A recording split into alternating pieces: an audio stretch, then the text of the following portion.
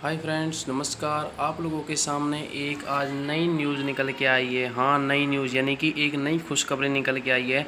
ASC centre south 280 employment notice, यानी कि आपके सामने आर्मी में कुछ एएससी सेंटर साउथ से आपके सामने कुछ वैकेंसी आई हैं ऑफलाइन, जिसमें आपको 4 पोस्टों में वैकेंसियां दी गई हैं और ये निःशुल्क वैकेंसी है, यानी कि इसमें आपका कोई भी फॉर्म चार्ज वगैरह नहीं लगेगा। और हाँ, ये 10th पास के लिए हैं। और एक चीज़ आपको बता दूँ, ये ऑफलाइन फॉर्म भरे जाएंगे इसके। तो चलिए हम शुरू करते हैं कि इसमें कौन कौन सी पोस्ट हैं जो कि आपके लिए जिनके लिए आप अवेलेबल हो। दोस्तों, इसमें सबसे पहले देख लेते हैं हम, एक सिविल मोटर ड्राइवर की वैकेंसी निकली हुई है। सेकंड इसमें क्लीनर की वैकेंसी है। थर्ड इसमें कुक की है। और फोर्थ इसमें सिविलियन कैटरिंग इंस्ट्रक्टर की है। इसमें हम देख लेते हैं इसकी टोटल वैकेंसी कितनी है। इसमें टोटल वैकेंसी 100 आई हुई हैं। मैं आप लोगों के सामने इसका जो ऑफिशियली नोटिस आया हुआ है उसको मैं इसको आपके सामने दिखा रहा हूँ। इसमें सबसे पहले देख लेते हैं हम, सिविलियन जो मोटर ड्राइवर हैं इनकी कितनी वैकेंसी हैं। तो इसकी टोटल वैकेंसी इसमें 42 हैं। उसके बाद में हम इसमें देख लेते हैं क्लीनर की इसमें टोटल 40 वैकेंसी आई हुई हैं, जिसमें सबसे ज़्यादा वैकेंसी इसमें कालका और पठानकोट से निकली हुई हैं। अदरवाइज इसमें 4-5 जगह और हैं जहाँ पे एक दो ऐसे वैकेंसियाँ टोटल हैं। उसके बाद में इसमें कुक की वैकेंसी आई हुई है, जिसमें टोटल वैकेंसी 15 वैकेंसीज हैं। और सिविल कैटरिंग इंस्ट्रक्टर की जो टोटल वैकेंसी हैं वो 10 हैं। कुल मिलाकर के इसमें टोटल 100 वैकेंसीज निकली हुई हैं। आप लोगों को मैं बता देता हूँ, इसमें जो कैटेगरी वाइज वैकेंसी बांटी गई हैं और इसमें जो इसका पे मैट्रिक्स है वो क्या रहेगा और पे लेवल है वो इसका क्या रहेगा, इसमें कौन कौन से अलाउंसेज मिलते हैं, वो सारी बातें मैं आपको इस वीडियो में बताने वाला हूँ। तो पहले हम बात कर लेते हैं सिविल मोटर ड्राइवर की, जिसका पे लेवल है वो 19,900 है। और इसका 3% एनुअल इंक्रीमेंट होगा, यानी कि आपको इसमें 19,900 रुपये मिलेंगे शुरुआत में। और 3% इसका वार्षिक जो एग्रीमेंट होता है वो होगा। और अदरवाइज आपको जो इसके अलाउंस होते हैं वो आपको मिलेंगे। पे मैट्रिक्स जो लेवल है इसका वो है 2। नंबर ऑफ पोस्ट इसकी हैं 42, जिसमें जनरल की पोस्ट है इसमें 12, एससी की 6 हैं, एसटी की 3 है, ओबीसी की इसमें पोस्ट हैं टोटल 11, ईडब्ल्यूएस की 4 हैं, पीडब्ल्यूडीज़ में इसमें नहीं है, एमएसपी की टोटल 2 पोस्ट हैं और ईएसएम की इसमें 4 पोस्ट दी गई हैं। उसके बाद में हम देख लेते हैं क्लीनर का जो पे लेवल है वो 18,000 है। इसमें भी उसी प्रकार से 3% आपको एनुअल इंक्रीमेंट मिलेगा तथा अदरवाइज जो इसके अलाउंसेज होते हैं वो आपको पूरे मिलेंगे। पे मैट्रिक्स लेवल इसका 1 है। नंबर ऑफ पोस्टेड इसमें पूरी टोटल 40 हैं। इसमें जनरल में 11 पोस्ट हैं, एससी में 6 हैं, एसटी में 3 हैं, ओबीसी में 10 हैं, ईडब्ल्यूएस में 4 हैं, पीडब्ल्यूडीएस में नहीं है, इसमें एमएसपी में 2 हैं और ईएसएम में 4 इसकी टोटल पोस्ट हैं। उसी प्रकार कुक का है। कुक का जो पे लेवल है वो 19,900 होगा आपका, सेम सिविल मोटर ड्राइवर की तरह।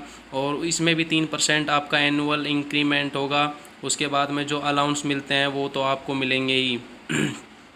पे मैट्रिक्स जो लेवल है इसका वो भी 2 है। नंबर ऑफ जो पोस्टेज हैं वो इसकी 15 हैं, जिसमें जनरल की 7 पोस्ट हैं, एससी की 2 हैं, एसटी की 1 है, ओबीसी की इसमें 4 पोस्ट दी गई हैं, ईडब्ल्यूएस की इसमें कोई भी पोस्ट नहीं है। जी हाँ, आपको बता दें कि कुक में ईडब्ल्यूएस के लिए कोई भी पोस्ट नहीं दी गई है।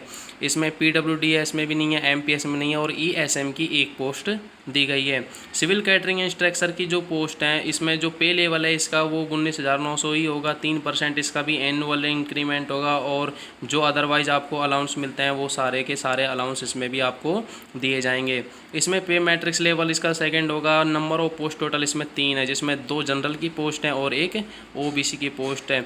तो दोस्तों, कुल मिलाकर के ये हमारे पास में 100 पोस्टों पर ये भर्ती निकली हुई है, जिसके फॉर्म आपको पता है ऑफलाइन भरे जाएंगे।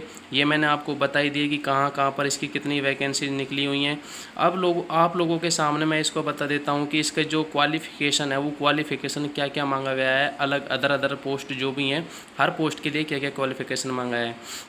तो सबसे पहले हम देख लेते हैं, सिविलियन जो मोटर ड्राइवर है उसके लिए आपको 10th पास ज़रूरी है। कोई भी बोर्ड से, इंडिया में जो भी बोर्ड से आपने 10th पास कर रखा है, लेकिन इसमें 10th पास होना ज़रूरी है। तथा आपके पास में या तो ड्राइविंग लाइसेंस होना चाहिए, लाइट हो, या फिर उसके बाद में हैवी ड्राइविंग लाइसेंस होना चाहिए। इन दोनों में से आपको पास में एक लाइसेंस तो होना ही चाहिए। उसके बाद में आपको ड्राइविंग के लिए 2 ईयर का एक्सपीरियंस भी होना बहुत ज़रूरी है। जी हाँ, ये बात बहुत इंपॉर्टेंट है इसमें कि आपको ड्राइविंग का कम से कम 2 साल का एक्सपीरियंस होना ज़रूरी है, क्योंकि जब आपका वहाँ पे ट्रायल लिया जाएगा तो वहाँ आपसे 2 ईयर का एक्सपीरियंस मांगा जाएगा। और इसके बाद में आपको इसमें नॉलेज होनी चाहिए, जो भी अपने मोटर व्हीकल्स होते हैं उनको चलाने की आपके पास में नॉलेज होना अनिवार्य है। उसके बाद में हम देख लेते हैं क्लीनर के लिए। क्लीनर के लिए आपको 10th पास होना ज़रूरी है, किसी भी बोर्ड से हो चाहे आप, लेकिन आपको 10th पास होना ज़रूरी है। तथा इसमें आपको ट्रेड से संबंधित ज्ञान होना अति आवश्यक है। उसके बाद में देखते हैं हम कुक के लिए भी आपको 10th पास होना ज़रूरी है। तथा आपको पूरे ऑल इंडिया में जो भी खाना बनता है उसके साथ में आपको पूरी नॉलेज होनी चाहिए ट्रेड से रिलेटेड। तथा इसमें भी 1 ईयर का एक्सपीरियंस मांगा गया है। ट्रेड से रिलेटेड आपको 1 साल का एक्सपीरियंस वहाँ पर दिखाना होगा। सिविलियन कैटरिंग इंस्ट्रक्टर में देख लेते हैं आप, इसमें भी 10th पास आपको ज़रूरी है, किसी भी बोर्ड से हो। और साथ में इसमें डिप्लोमा जो होता है कैटरिंग का, उसका सर्टिफिकेट अनिवार्य होना ही चाहिए आपके पास में, वो आपसे सर्टिफिकेट मांगा जाएगा। और 1 ईयर का आपको एक्सपीरियंस होना चाहिए इस चीज़ के लिए। आपको एज लिमिट इसमें देख लेते हैं। एज लिमिट हो जाएगी इसकी 18 से 25 साल है। और आपको जो रिलैक्सन मिलेगा वो 4 एज लिमिट, यानी कि आपको कैटेगरी वाइज जो एज में जो आपको रिलैक्सन मिलेगा, जैसे SC ST में आपको 5 साल का एक्सपीरियंस दिया गया है इसमें। और उसके बाद में OBC में हम देख लेते हैं, यहाँ पे ये 3 साल का एक्सपीरियंस दिया गया है। OBC में आपको 3 साल का एक्सपीरियंस दिया गया है और SC ST में आपको 5 साल का एक्सपीरियंस दिया गया है। उसी प्रकार से हमको यहाँ पर ये पोस्टों के बारे में जानकारी मिली है, जो कि आपको हम सामने दिखा रहे हैं। उसके बाद में हम देख लेते हैं इसकी डिटेल्स वगैरह हैं। और अब देखते हैं इसमें हम जो कि इसका सिलेबस है, सिलेबस में इसका क्या क्या आएगा। तो सिलेबस देख लेते हैं दोस्तों हम इसका। सबसे पहले इसमें जनरल इंटेलिजेंस, जो जिसको हम रीजनिंग बोलते हैं, रीजनिंग आएगी, जनरल अवेयरनेस आएगी, GK, जनरल इंग्लिश आएगी और न्यूमेरिकल एटीट्यूड यानी कि मैथ आएगी। इसमें रीजनिंग के 25 क्वेश्चन आएंगे जो कि 25 मार्क्स के आएंगे। और जनरल अवेयरनेस के 50 क्वेश्चन आएंगे, वो भी 50 मार्क के होंगे। जनरल इंग्लिश के 50 क्वेश्चन आएंगे, वो भी 50 मार्क के होंगे। और इसमें मैथ 25 नंबर की आएगी, जो कि 25 नंबर की होगी, 25 क्वेश्चन आएंगे। दोस्तों इसमें जनरल इंग्लिश जो कि एक महत्वपूर्ण भूमिका निभाएगी, जो कि 50 क्वेश्चन उसके आएंगे और वो 50 नंबर के होंगे। इसका जो ड्यूरेशन होगा वो 2 घंटे का होगा। आपको 2 घंटे के अंदर ये पेपर करना होगा। ये आपके सामने इसका सिलेबस है टॉपिक वाइज। आप यहाँ पे अच्छी तरीके से इसका स्क्रीनशॉट ले सकते हैं, आप देख सकते हो क्लियरली। ये रीजनिंग का सिलेबस है जो कि आपके सामने पूरे टॉपिक दिए गए हैं। जैसे ये हो गया नंबर सीरीज हो गई, नॉन वर्बल सीरीज हो गई, उसके बाद में आपको डिसीजन मेकिंग, विजुअल मेमोरी हो गई, यहाँ पे सिंप्लीफिकेशन, एनोलॉजीज हो गए। ये सब प्रकार से आप इसको देख सकते हो। ये जनरल अवेयरनेस के टॉपिक हैं जो कि आपके सामने दिए गए हैं। स्पोर्ट्स है, history, culture, geography, economics, science, general polity. और उसके बाद में ये सारे आपको दिए गए। इंग्लिश की लैंग्वेज, इंग्लिश का ये आपके सामने सिलेबस दिया गया है, जो कि आपको नॉर्मली जो अपनी ग्रामर होती है उससे यहाँ पे 10th स्टैंडर्ड की जो इंग्लिश होगी इसमें वही यहाँ पे आएगी। वोकेबलरी हो गई, ग्रामर, सेंटेंस और सिनोनिम्स, एंटोनिम्स हो गए। ये सब चीज़ यहाँ पे आपको देखने को मिलेंगी इसके सिलेबस में। और ये न्यूमेरिकल एटीट्यूड यानी कि ये मैथ का सिलेबस हो गया आपके सामने। ये यहाँ पे इसमें मैथ के बारे में बताया गया है।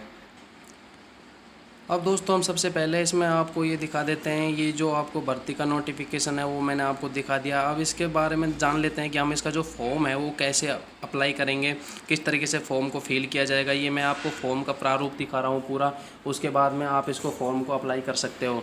सबसे पहले हम देखेंगे इसमें यहाँ पे आपको पासपोर्ट साइज़ फ़ोटो जो होता है आपका सेल्फ अटेस्टेड वो लगाना होगा। उसके बाद में यहाँ पे सबसे पहले पोस्ट का नाम लिखना होगा कि आप किस पोस्ट में आपका फॉर्म अप्लाई करना चाहते हैं, वो पोस्ट आपको लिखनी होगी। उसके बाद में आप यहाँ पे आपका name, mobile number, email ID, Aadhaar number, father name, date of birth, उसके बाद में आपका पूरा परमानेंट एड्रेस इसका सारा डालना पड़ेगा। उसके बाद में यहाँ पे ये 10 नंबर का जो कॉलम है वो एजुकेशन क्वालिफिकेशन का है आपका, कि आपने क्या क्या एजुकेशंस ले रखी हैं, वो सारी डिटेल्स आपको यहाँ डालनी होंगी। ये यहाँ पे ये रहा आपका एजुकेशन क्वालिफिकेशन का कॉलम। भैया सीरियल नंबर डालना है या क्वालिफिकेशन यानी कि 10th 12th BA ITI जो भी आपने कुछ भी कर रखा हो। यहाँ नेम ऑफ स्कूल कॉलेज, जिस स्कूल से आपने ये कुछ भी किया है, जो भी पास किया है किसी स्कूल से, उस स्कूल का नाम आएगा। यहाँ पे बोर्ड का नाम आएगा। यहाँ पे आपका मार्क्स आएंगे कि कितनी परसेंटेज आपकी इस क्लास में जो आपने पास की है, मैट्रिक जो पास किया है उसमें कितने परसेंटेज आपके आए। रिमार्क में यहाँ पे पास लिखा जाएगा। उसके बाद में आपको जेंडर लिखना होगा, यहाँ कैटेगरी लिखना होगा आपको कि UR SC ST OBC EWS जिससे भी आप बिलोंग करते हो वो यहाँ पे आप कैटेगरी डाल दोगे। उसके बाद में ये एक्स सर्विसमैन के लिए, अगर आप एक्स सर्विसमैन हो तो ये जो फॉर्म है ये आपको भरना होगा। उसके बाद में अब देख लेते हैं यहाँ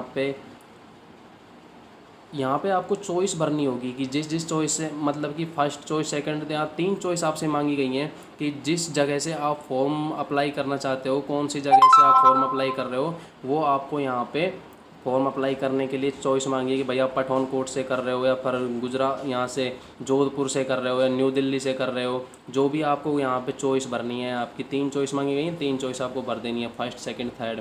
उसके बाद में डिक्लेरेशन का फॉर्म है जो कि आपको यहाँ पे भरना है, सिग्नेचर करने हैं, डेट वगैरह डालनी है। यहाँ पे आपको आपका लेफ्ट, अगर आप मेल हो तो मेल के लिए यहाँ पे लेफ्ट थंब दिया गया है, और फीमेल हो तो फीमेल के लिए राइट थंब दिया गया है। यहाँ आपको आपका थंब लगाना होगा, यहाँ सिग्नेचर करने होंगे, यहाँ डेट डालनी है। उसके बाद में यहाँ पे अगर आप OBC के कैंडिडेट हो तो OBC के कैंडिडेट के लिए यहाँ पे डिक्लेरेशन का फॉर्म दिया गया है। यहाँ पे आपका नाम होगा, यहाँ पे आपके पिताजी का नाम होगा, रेसिडेंस जहाँ रहते हो आप, विलेज, डिस्ट्रिक्ट, स्टेट है। उसके बाद में यहाँ पे दोबारा से आपको सिग्नेचर करने होंगे, यहाँ अपना पूरा नाम लिखना होगा। उसके बाद में देखते हैं ये एक्स सर्विसमैन के लिए, एक्स सर्विसमैन अगर हो तो आपको ये फॉर्म फिल करना होगा। उसके बाद में देखते हैं यहाँ पे इसमें फॉर्म में 2 एडमिट कार्ड दिए गए हैं, डुप्लीकेट एडमिट कार्ड, यानी कि उनमें से एक को वहाँ पे रख लेंगे और दूसरा एडमिट कार्ड जो है वो हमारे पास में ऑफलाइन आ जाएगा। तो इसमें भी हमको हमारा कैंडिडेट का नाम लिखना होगा, फादर नेम लिखना होगा, उसके बाद में डेट ऑफ बर्थ लिखनी होगी, पोस्ट अप्लाइड फॉर यानी कि आप किस पोस्ट से अप्लाई कर रहे हो, पोस्ट का नाम लिखना होगा, यहाँ पे आपकी कैटेगरी लिखनी होगी, और यहाँ पे आपको एक अपना पासपोर्ट साइज़ लगाना होगा फ़ोटो, जो कि सेल्फ अटेस्टेड होना ज़रूरी है। यहाँ पे आपके सिग्नेचर हो जाएंगे। उसी प्रकार से दूसरा यहाँ पे 2 दिए गए हैं, 2 एडमिट कार्ड के प्रारूप दिए गए हैं, जिन दोनों एडमिट कार्ड के प्रारूपों को हमको यहाँ पे फिल करना होगा। यहाँ पे हमारा फ़ोटो लग जाएगा। उसके बाद में मैं आप लोगों के सामने यहाँ पे मेरे नंबर शो कर रहा हूँ, जो कि यहाँ पे ये मेरे कॉन्टैक्ट नंबर है। अगर किसी भी भाई को इस फॉरम से रिलेटेड अगर और भी कोई अदरवाइज जानकारी चाहिए तो आप इस नंबर पे कॉन्टैक्ट कर सकते हो। आपके लिए 24/7 आपके लिए ये नंबर हाजिर रहेंगे। और जब भी आपको किसी भी इस वैकेंसी के बारे में कोई भी जानकारी लेनी हो या फिर फॉरम के बारे में अगर कोई जानकारी लेनी हो, क्योंकि अभी प्रेजेंट टाइम में लॉकडाउन में पूरी तरीके से बाज़ार खुल नहीं रहे हैं, तो अगर किसी भाई को फॉरम वगैरह के बारे में कुछ जानकारी लेनी हो, कहाँ से मिलेगा, कैसे मिलेगा, तो वो आप इस नंबर पर संपर्क करके आराम से जानकारी ले सकते हो। दोस्तों सबसे पहले मैं बता दूं कि आपको जो ये फॉर्म भरना है, इसके साथ में एक लिफाफा, एक तो जो होता है लिफाफा, उसके अंदर हम हमारा फॉर्म डालते हैं और उसके अंदर जो हमारे जो भी जितने भी सर्टिफिकेट होते हैं यानी कि डॉक्यूमेंट्स होते हैं, डॉक्यूमेंट्सों को लगा के हम इसके अंदर डाल देते हैं। लेकिन उसके बाद में हम यहाँ पर एक लगाएंगे, खाली लिफाफा डाल देंगे इसके अंदर, जिससे कि उसमें हमारा एडमिट कार्ड आ जाता है। और हाँ, एक इम्पोर्टेंट बात यह है कि इसके ऊपर 35 रुपये का आपको डाक टिकट लगाना होगा, जिसमें आपका पूरा एड्रेस होना अति आवश्यक है। और साथ में 2 फ़ोटो इसके अंदर डालने होंगे, या तो हमको फॉर्म में या फिर उसको जो लिफाफा होता है, लिफाफे के अंदर 2 फ़ोटो डालने होंगे। उन 2 फ़ोटो के ऊपर आपको अपना नाम और साथ में पिताजी का नाम या फिर हस्बैंड का नाम, फीमेल है तो हस्बैंड का नाम, उन दोनों का नाम उसमें आपको लिखना होगा। फ़ोटो के पीछे की तरफ, पीछे की साइड में आपको लिखने होंगे और आगे से आपको वो अटेस्टेड करने होंगे, सारे डॉक्यूमेंट्स आपको अटेस्टेड करने हैं। तो आई होप आपको हमारी ये जानकारी अच्छी लगी होगी, और आपको कोई भी इस चीज़ के बारे में जानकारी चाहिए तो आप मैंने आपको नंबर शो कराई दिए हैं, आप इस नंबर पे आप मेरे साथ में संपर्क कर सकते हो। So thank you very much.